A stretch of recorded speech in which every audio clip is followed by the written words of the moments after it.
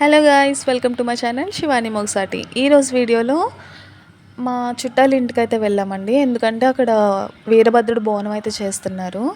ఇలా ఒక రూమ్లో అయితే వీరభద్రుడు అంటే చిన్న ఏజ్లో చనిపోయిన పిల్లలు ఉంటారు కదా, వాళ్ళు వీరభద్రులు అవుతారని ఒక నమ్మకం అండి. అలా వాళ్ళకి ఎవ్రీ ఇయర్ కూడా బోనం చేస్తూ ఉంటారు. సో ఇదైతే చాలా ఫేమస్ అండి ఈ ఊర్లోని. మేము కూడా వెళ్ళాము. నేనైతే ఇది ఫస్ట్ టైం. అండ్ వీడియో అయితే చాలా బాగుంటుంది. ఎండింగ్ వరకు చూడండి.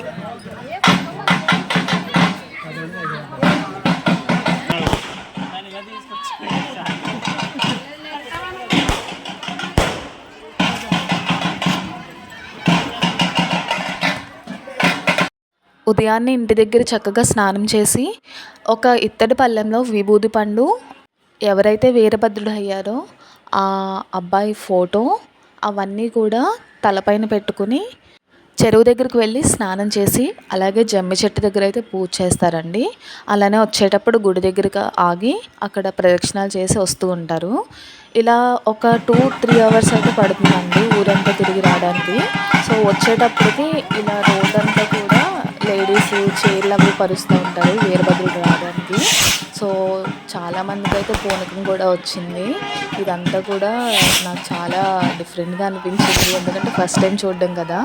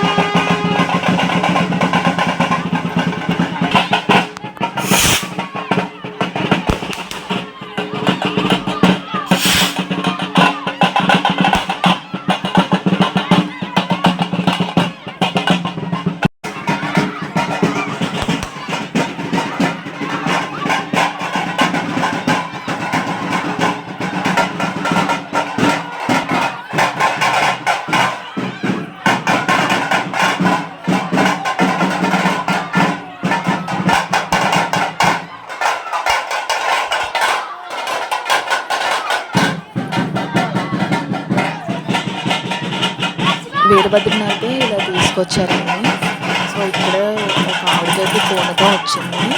అసలు ఎవ్వరూ కూడా ఆపలేకపోయారు. ఆ పూనకం వచ్చినప్పుడు పసుపు నీళ్ళు అవి చల్లుతారు, అలాగే సాంబ్రాణి పొగ కూడా వేస్తూ ఉంటారండి. అస్సరగా కూడా అందరూ అరుస్తూ ఉంటారు.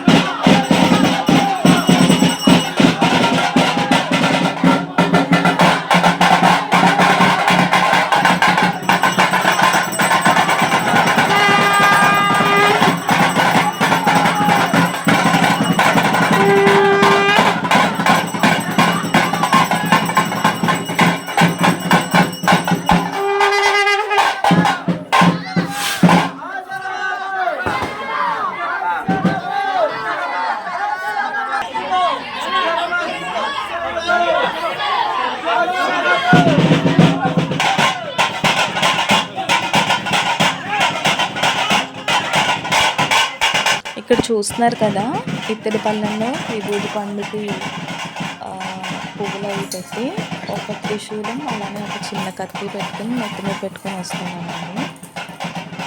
సో అందరూ కూడా వాళ్ళకి దండం పెట్టుకొని వాళ్ళ కాళ్ళు కడిగి హారతి ఇచ్చి లోపలికి అయితే తీసుకెళ్తారు.